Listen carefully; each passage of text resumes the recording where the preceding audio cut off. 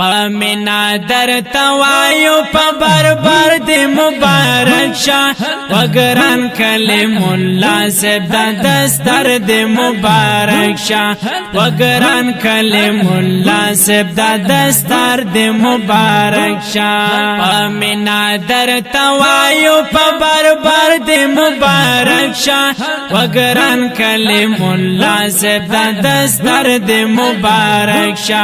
وگران کلم اللہ سب دا دستار دی مبارک شا فارغ شوال ننستا پکور کی سمر خوشحال دا لباس دا ملنگی کی گرنستانن بچائی دا ورسا دا انبیاء کی شمار دی مبارک شا وگران کلم اللہ سب دا دستار دی مبارک شا وگران کلم اللہ سب دا دستار دی مبارک شا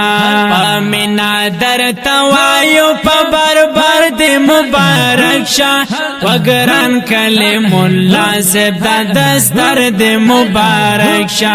وگران کلم اللہ سب دا دستار دی مبارک شا پمینا در تگور پمور جان دے اختر دے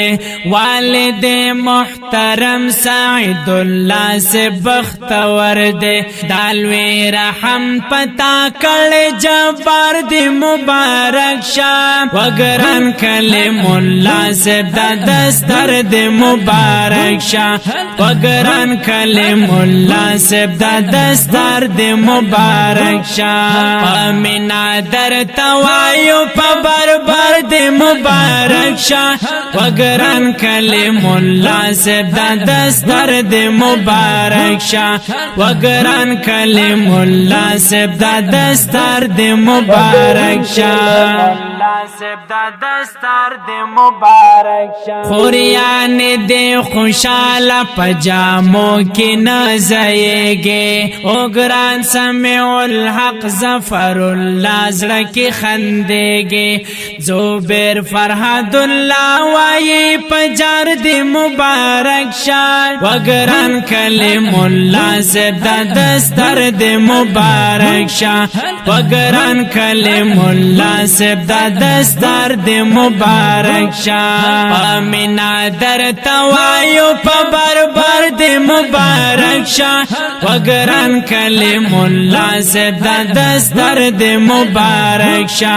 وگران کلم اللہ سب دا دستر دی مبارک شا ستا ترگران بخت منیر صاحب زڑا زڑا کے خندے گے ترزوے شاعر اللہ نن پجامو کی نازائے گے خوشحال ٹول خاندان دا خوشحال اجتماعی دا وگران کلم اللہ سب دا دستر دی مبارک شا وگران کلم اللہ سب دا دستر دی مبارک شا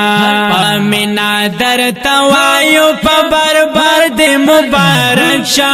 وگران کلم اللہ سب دا دستر دی مبارک شا وگران کلم اللہ سب دا دستر دی مبارک شا مولانا صلاح الدین بنن شندے پتا گلانو مہران حمزہ دیان دے استقبال کری پا خشانو او فخر کری پتا بندی ہر یار دی مبارک شا وگران کلم اللہ سب دا دستر دی مبارک شا وگران کلم اللہ سب دا دستر دی مبارک شا پمینا در توایو پا بربر دی مبارک شا وگران کلم اللہ سب دا دستر دی مبارک شا وگران کلم اللہ سب دا دستر دی مبارک شا سب دا دستر دی مبارک شا وگران د شرگل شیخان نمبر پشان زلیگی اے گور دی مخنو تا سوا پر ملاویگی ناسح وی دا قاسم صاحب دی درد مبارک شا وگران کلم اللہ سب دا دستر دی مبارک شا وگران کلم اللہ سب دا دستر دی مبارک شا امینا در توایو پا بربر دی مبارک شا وگران کلم اللہ سب دا دستر دی مبارک شا وگران کلم اللہ سب دا دستر دی مبارک شا سب دا دستر دی مبارک شا دا خپل اورنګنیزم په आवाज د مولانا قاضي سهيل احمد او کلام د ډېر ګران او محترم رور مولانا عثمان ناصح ریکارډینګ قاضي اسلامیک سټوډیو